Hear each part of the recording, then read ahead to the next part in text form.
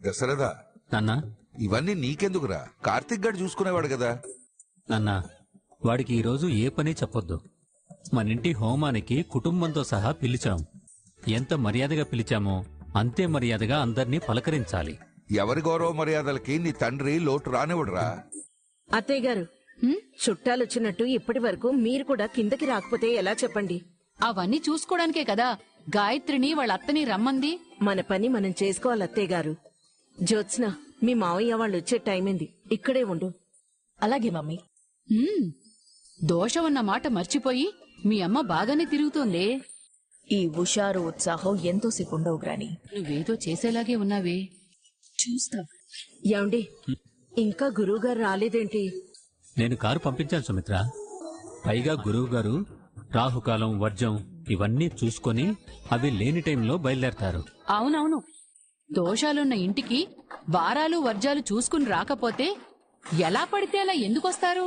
పారిజాతం, హోమం జరిపించేది ఈ దోషాలు అరిష్టాలు పోవటానికి. పోతాయి తాత. నువ్వనుకున్న మంచి రోజులు మన ఇంటి గుమ్మంలోకి నడుచుకుంటూ వస్తాయి. ముద్దులు తాత. దిగాడండి ఇద్దరు పిల్లలు ముద్దులు ముగుడు.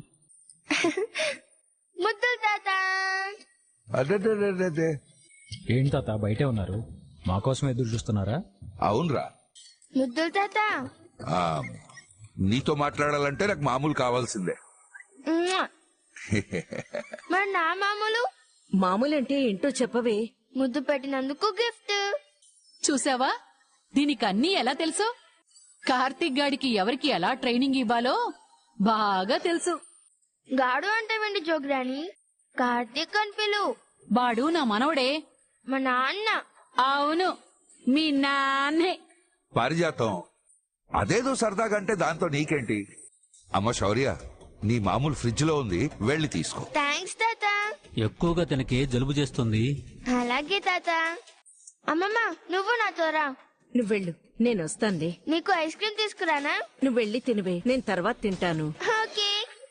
ఇంట్లో 10 మంది ఉన్నా లేని సందడి ఒక చిన్న పిల్లుంటే వస్తుంది. నీకు మనవాళ్ళు వస్తారులే సుమిత్ర. అప్పుడు నీ ముచ్చటి తీర్చుకుందు గాని. శౌర్య నా మనవరాలే కదా అత్తయ్య గారు. అనుకోడానికి అవ్వడానికి మధ్యున్న తేడా నీకు తెలియంది కాదులే. వెనకటికి నీలాంటిదే పరు. ఆలు లేదు, చూలు లేదు. కొడుకు పేరు సోమలింగం ఉందంట. ఇంకా జ్యోత్స్నకు పెళ్లే కాలేదు. నువ్వు ఏకంగా మనవల గురించే మాట్లాడుతున్నావు, పైగా నా కూతురు అడ్డు పెట్టుకుని. ఏదో అందరినీ చూసిన ఆనందంలో సరదాగా అనేశాను. వదినా, కలిసి చాలా రోజులైంది కదా, ఎలా ఉన్నారు? బావున్నానండి. అండి ఏంటి, వదినా అని పిలు. జరిగిన గతాన్ని అందరూ వదిలేయండి. ఈ క్షణం మనమంతా కలిశాం. ఇక మీదట కూడా ఇలాగే ఉండాలి. మా ఇంటి కార్యక్రమానికి మీరొచ్చినట్టు మీ ఇంటి కార్యక్రమానికి మేము వస్తాం. ఇక మీదట ఇదంతా శివనారాయణ పరివారమే. మమ్మల్ని మీ కుటుంబంలో కలుపుకున్నారు. ఇందాక నాకు ముద్దు పెట్టింది కదా కార్తిక్ గాడు కూతురు. అది ఈ రోజు ఇలా మా కళ్ల ముందు తిరుగుతుందంటే దానికి కారణం ఎవరం? కార్తీక్ బాబు పేరుతో డబ్బులు కట్టింది మీరే కదా. ఎవరు కడితే ఏంటిది? కొన్నిటికి గౌరవం, గుర్తింపు ఆలస్యంగా రావచ్చు, కానీ మనకంటూ ఒక రోజు వచ్చినప్పుడు అవన్నీ మన ముందుకొస్తాయి. ఇంతకు ముందు చెప్పాను కదా, ఇది శివనారాయణ పరివారం. ఇక మీదట బంధాల మధ్య ప్రేమతో కూడిన పిలుపులే తప్ప కన్నీళ్లతో కూడిన కలతలకు చోటు లేదు. మనసుల మధ్య ఆత్మీయ ఆలింగాలకి తప్ప అవాకులకి చవాకులకి ఆతిథ్యం లేదు. ఈ నవ్వు నా ఇంటికి కట్టిన తోరణంలాగా ఎప్పుడు పచ్చగా ఉండాలి. రండి, అందరూ లోపలికి వెళ్దాం. మావయ్య గారు, ఏంటమ్మా? ముత్తైదువులకి పసుపు రాసే కార్యక్రమం ఉంది. హ, అలా అయితే ఇక మగవాళ్ళకి పనే ఉంది. కాశీ, పెదనాన్న. మనం హోమం దగ్గరకు వెళ్లి కావాల్సిన ఏర్పాట్లలో సాయం చేద్దాం పదా. అలాగే పెదనాన్న. నీ కొడుకునే కాదు బావా, నన్ను తీసుకెళ్ళు. అవును, అందరూ వచ్చారు. దాసైడి ఎవరినో కలవడానికి వెళ్లాలన్నాడు, వచ్చేస్తాడు మావయ్య గారు. సరే, మీరు లోపలికి వెళ్ళి. కార్తీక్, నువ్వు ఆగ్రా, వాళ్ళని నీతో చిన్న పనుంది. హేమా, స్వప్న, బావున్నావా? బాగున్నాను తాతయ్య గారు. గడగడా మాట్లాడేదానివి మౌనంగా ఉండిపోయావు. ఆనందంలో మాటలు రావట్లేదు తాతయ్య గారు. ముందు ఈ కార్యక్రమం కానివ్వండి, మనం తర్వాత మాట్లాడుతున్నాం. రారా కార్తీక్. హాయ్ అత్త. మీ నాన్ననే కాని మమ్మల్ని చూడవా? జ్యోత్స్న, సరదాగా అన్నాను మమ్మీ. మేనత్తతో మేనకోడలికి ఆ మాత్రం చనువు సరసం లేకపోతే ఎలా? ఉండాలమ్మాయి గారు, లేదంటే బంధాలు రుచి పచ్చి లేని కూరల్లా తయారవుతాయి. అమ్మాయి గారేంటొద్దనా పేరుతో పిలువు. స్వప్న, మనమందరం బంధువులమని తాతయ్య గారు చెప్పారు కదా, అది అబద్ధమా? అబద్ధం కాదు ఆడపడుచు, అది నిజమే. ఇప్పుడు మనమంతా ఒకే కుటుంబం. ఏం గ్రాని, అంతే కదా? అంతే. స్వప్న నా ఆడపడుచైతే వాళ్ళ అమ్మ నాకేమవుతుంది గ్రాని? నీ మేనత్ ఏమవుతుందో కావేరి కూడా అదే అవుతుంది. అంటే కాంచన అత్త అని పిలిచినట్టు కావేరి అత్త అని పిలవచ్చు కదా? హాయిగా పిలవచ్చు. పిలుపుల తర్వాత ముందు ముత్తైదువుల కాళ్ళకి పసుపు రాయి. ఎవరు? నువ్వే. నేనా? నా కూతురుతో రాయిస్తా అని అమ్మవారికి మొక్కుకున్నాను. దీనికి మొక్కేంటి మమ్మీ? మంచి జరుగుతుందని ఏదో అనుకున్నాను.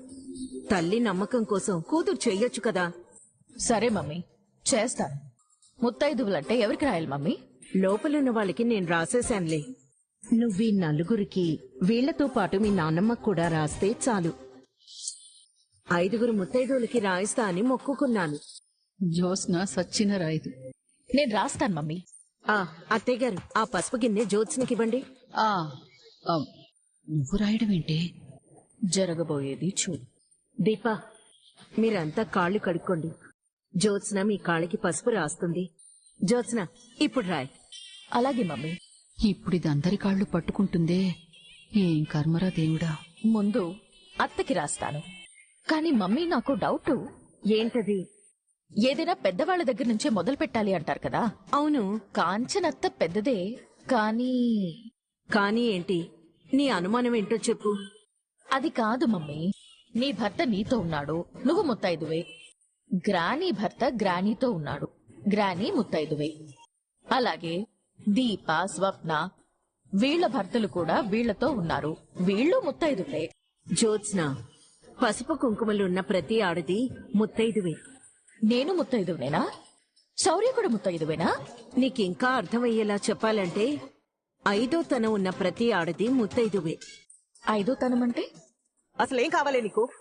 నీకిష్టం లేకపోతే పాదాలకి పసుపు రాయడం మానే. అది కాదత్తా, నేనేదో తెలియక అడుగుతుంటే నువ్వు కోప్పడతావేంటి? ఏం గ్రాని, నువ్వు చెప్పొచ్చు కదా. భర్త ఉన్న ప్రతి ఆడది ముత్తైదువేనే. ఓ, మరి అత్తతో భర్త లేడు కదా?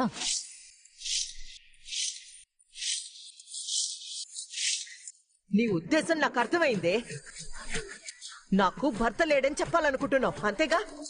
అయ్యో అత్తా, నీకు భర్త లేకపోవడమేంటి? నన్ను అవమానించడానికి కాకపోతే అసలు నువ్వు ఈ మాటలు ఎందుకంటావే? నువ్వు మా ఇంటి ఆడపడుచువి. నిన్ను అవమానిస్తే మమ్మల్ని మేము అవమానించుకున్నట్టే. మరెందుకు భర్త గురించి మాట్లాడుతున్నావు? నేను మాట్లాడింది అత్తతో భర్త లేడని, అత్తకి భర్త లేడని కాదు. పెద్దల సమక్షంలో అంగరంగ వైభవంగా అత్తకి మావయ్యకి పెళ్లి జరిగిందంట. అంతేగాని ఏ గుళ్ళోనో బళ్ళోనో చాటుగా దొంగ పెళ్లి జరగలేదు. శ్రీధర్ ఎవరు అంటే కాంచన భర్త అంటారు కాని కావరి భర్త అని అనరు కదా. శ్రీధర్ ఎవరు అంటే కార్తిక్ తండ్రి అంటారు గాని స్వప్న తండ్రి అని ఎవరు అనరు కదా. మామూలు దానివి కాదే మనవరాల. బాలు ఇక్కడేసి వికెట్ అక్కడ పడగొట్టావు. అత్త మావేని వద్దనుకుంది కాబట్టి కావేరత్తకి భర్తున్నాడు కాని లేదంటే ఏ అధికారంతో శ్రీధర్ మావయ్యని భర్త అని చెప్పుకోగలదు? జ్యోత్స్న,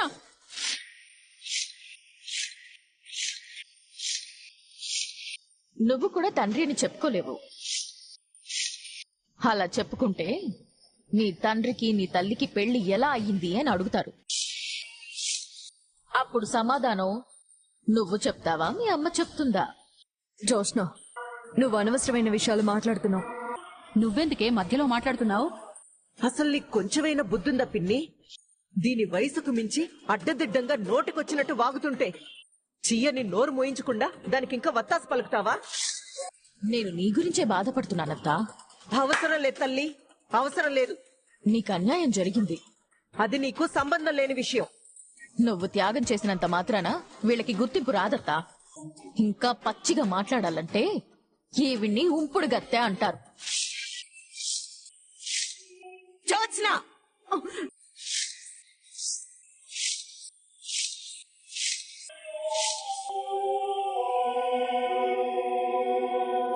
నా కూతురు కోసం నీ కూతురు మీద నువ్వు చేయి చేసుకోవటం నాకిష్టం లేదు వదినా.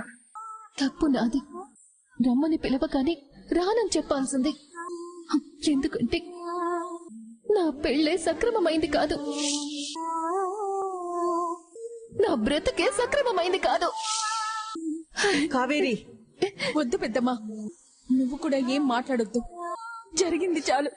ఇక్కడ మాకెంత మర్యాద ఉందో మాకు అర్థమైంది. అమ్మా పద వెళ్దాం. ఏ స్వప్న, మమ్మల్ని వెళ్ళని అత్త. ఆ ఇంటికొచ్చి పిలిచింది ఈ ఇంటి వాకిట్లో నిలబెట్టి అవమానించడానికి అని అర్థమైంది. స్వప్న, నువ్వు తొందరపడుకో. కార్తీక్ అన్నయ్యకి మేము వెళ్ళిపోయామని చెప్పొదినా. అమ్మ పద.